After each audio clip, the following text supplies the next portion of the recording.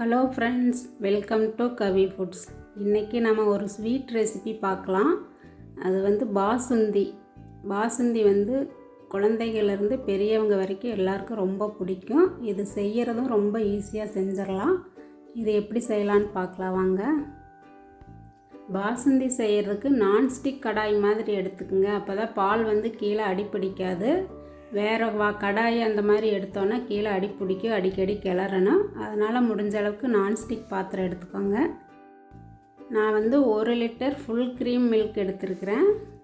Full cream மில்காக இருந்தால் நம்மளுக்கு அந்த ஏடெல்லாம் நிறைய கிடைக்கும், பாசுந்தி கொஞ்சம் நிறைய ஆகும். இது இல்லைன்னா பரவாயில்ல, மாட்டுப்பால் கிடைச்சா கூட அதையும் எடுத்துக்கோங்க. கொஞ்சம் திக்கான பாலாக இருந்தால் இதுக்கு ரொம்ப நல்லாயிருக்கும்.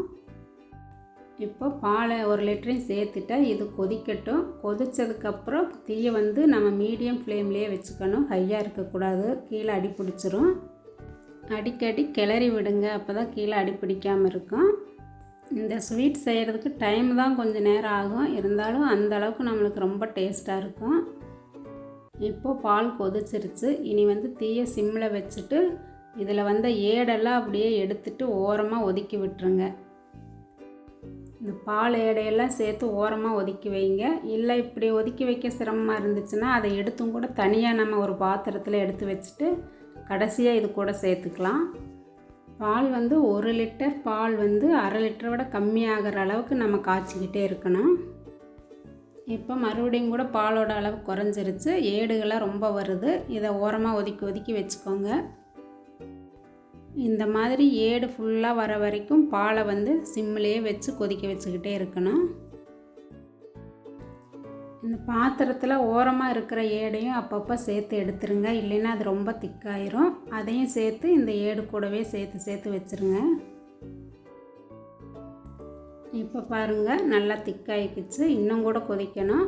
இனி இதில் கொஞ்சம் ஃபுட் கலர் சேர்த்துக்கலாம். நம்ம குங்குமப்பூ இருந்தால் அது மட்டும் போதும், இது கூட சேர்த்துடலாம். அது இல்லைங்கிற பட்சத்தில் ஒரு 2 ட்ராப் மட்டும் எல்லோ ஃபுட் கலர் விடுங்க. ரொம்ப சேர்த்துட்டிங்கன்னா ரொம்ப எல்லோ கலர் ஆயிரும். பார்த்துட்டு 2 ட்ராப் மட்டும் விட்டுக்குங்க. இப்போ பாருங்கள், பாலோட அளவு கம்மியாகிக்கிட்டே வருது, ஏடெல்லாம் அதிகமாக வந்துக்கிட்டு இருக்கு. இனி இந்த டைமில் சர்க்கரை சேர்த்துக்கலாம். நான் 3 டேபிள் ஸ்பூன் சர்க்கரை எடுத்துருக்கிறேன். இது கரெக்டாக இருக்குது 1 லிட்டர் பாலுக்கு. சர்க்கரை சேர்த்ததுக்கப்புறம் நல்லா கலந்து விட்டுருங்க, சர்க்கரை கரையிற அளவுக்கு. சர்க்கரை கரைஞ்சதுக்கப்புறம் இதில் ஒரு 1/4 டீஸ்பூன் ஏலக்காய் தூள் சேர்த்துருக்கிறேன். இதையும் நல்லா கலந்து விட்டுருங்க. ஏலக்காய் தூளையும் நல்லா கலந்து விட்டதுக்கப்புறம் இதில் நட்ஸு கொஞ்சம் சேர்த்துக்கலாம். பாதாம், முந்திரி, பிஸ்தா. நான் வந்து 3 கட் பண்ணி கொஞ்சம் கொஞ்சமாக கட் பண்ணி வச்சுருக்கிறேன். நீங்கள் எது இருக்குதோ அதை சேர்த்துக்கோங்க. 3 சேர்க்கணுன்னு கிடையாது, எது இருக்கோ அதை சேர்த்துக்கோங்க. நட்ஸு சேர்த்ததுக்கப்புறம் நல்லா கலந்து விட்டுட்டு ஸ்டவ்வை ஆஃப் பண்ணிடுங்க.